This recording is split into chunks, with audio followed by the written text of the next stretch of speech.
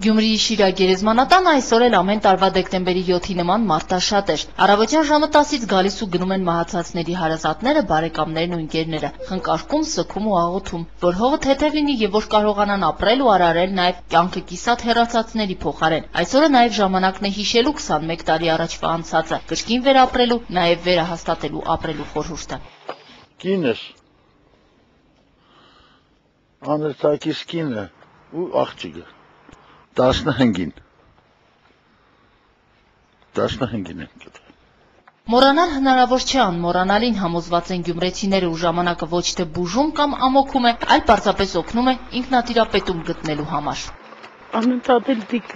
մեր արյան հետ, մեր սրտի զարգի հետ, ինչ որ եղել է։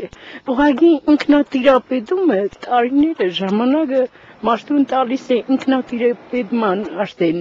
որ հասարակության մեջ տնից դուրս մարդ իրան տիրապետել կարող է, թե չէ ոչ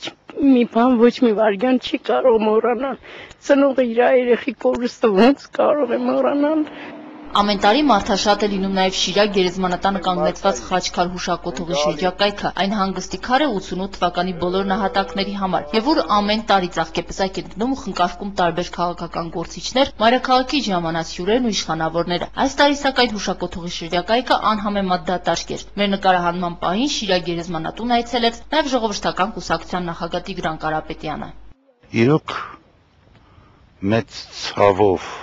հիշում ենք մեր անցավորներին, մեր անմեղ զոհերին,